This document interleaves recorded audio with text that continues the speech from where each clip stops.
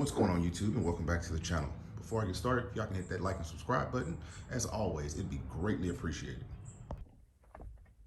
All right, so I'm gonna be doing this 1-year review for this PX6 radio on my 2018 Nissan Titan. I've been meaning to do this for a couple of months now, just been a little busy, haven't really had time to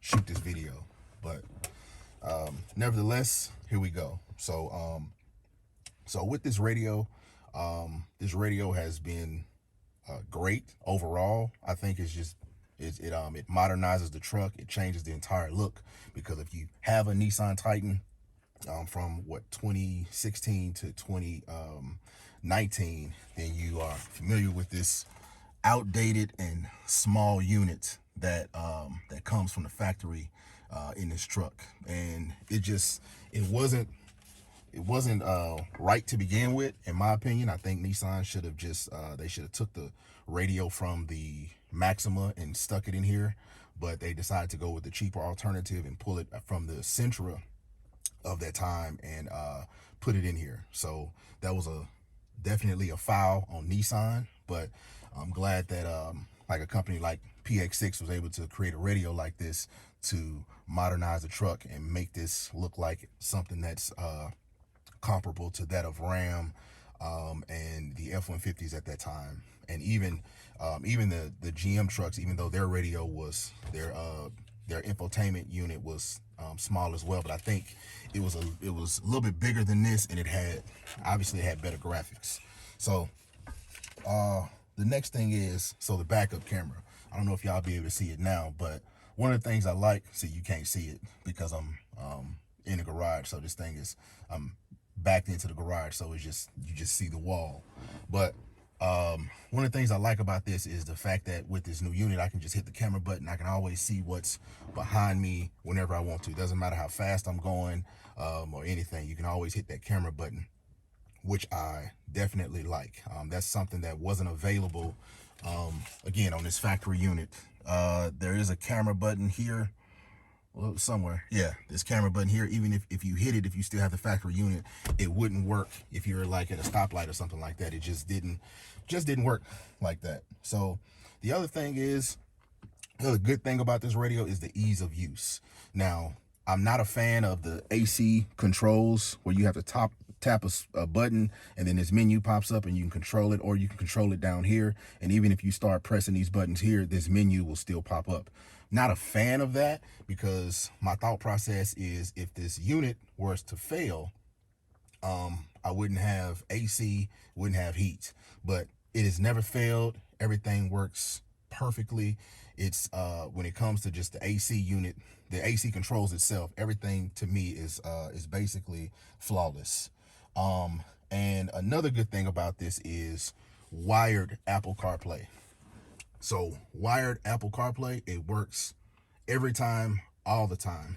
And that's see, it's trying to connect wirelessly, but yeah, we'll talk about that wireless CarPlay in a minute. But wired CarPlay works every time, all the time, and I'll show you what I'm talking about. So I'm gonna go ahead and connect my phone via wire, and see how that green button pops up, and here we go.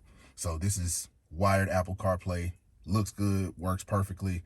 And as you can see, I do have a Sirius XM satellite radio, but you got to do it obviously through CarPlay to get it to work.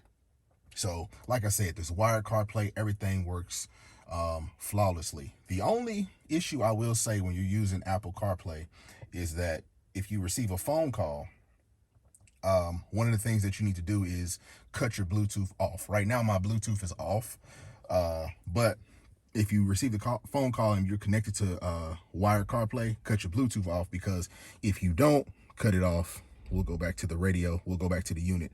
So if you don't cut it off,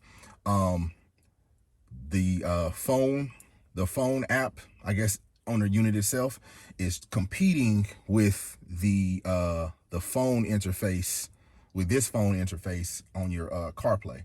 So my suggestion would be to cut it off, and what that does is it disengages the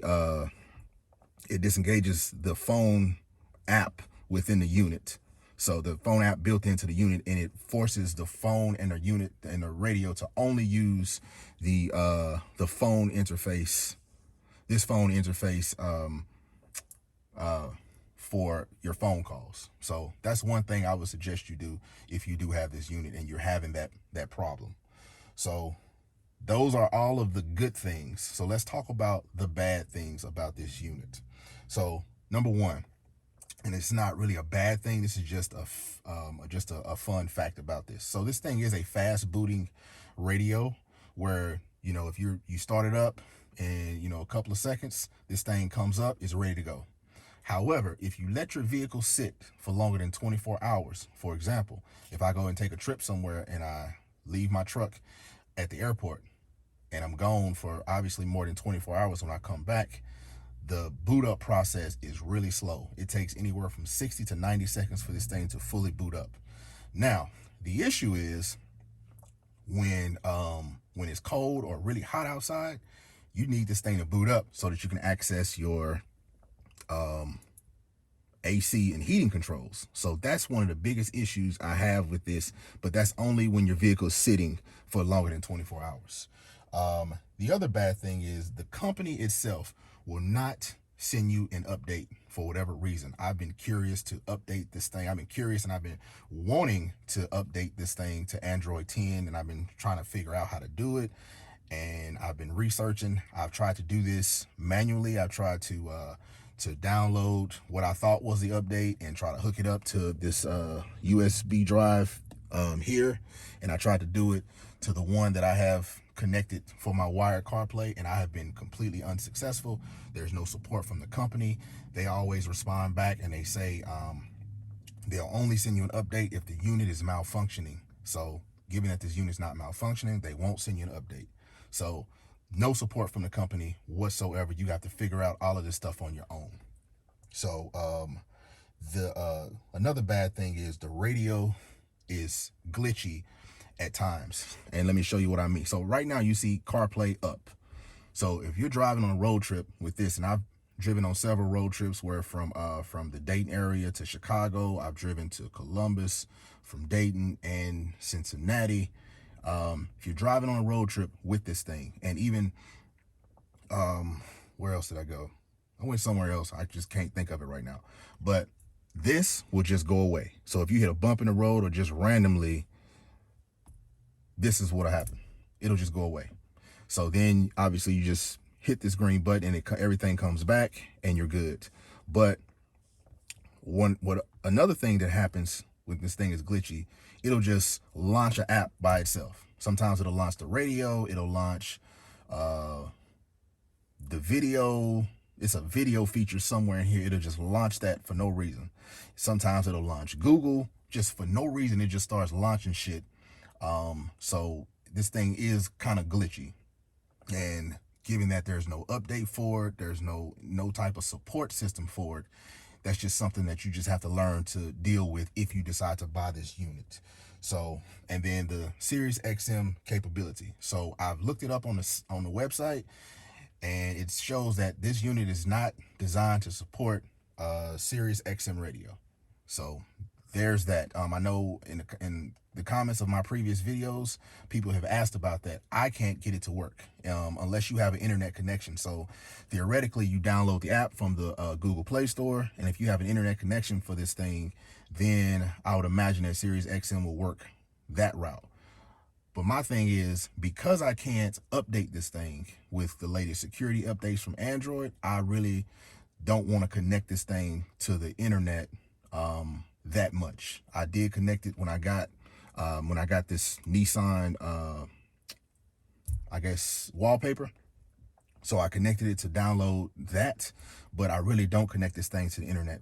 And the way I figure this is, I'll always have my phone on me, so I can just use my CarPlay for everything. I got my YouTube Music, Sirius XM Radio, my 3 navigation apps, and also if I'm in an area. And one of the things I like about this unit too, if you're in an area where you lose connectivity, like I'm planning on taking a trip to Mississippi, so I'm sure that I won't have the best internet connection for my navigation apps to work. But this thing does have a built-in navigation system. It works fine. The graphics are a little shitty, but it still works fine. In case you are in a dead zone to where your cell phone doesn't work, you can still get to where you need to be, and you don't have to worry about getting lost.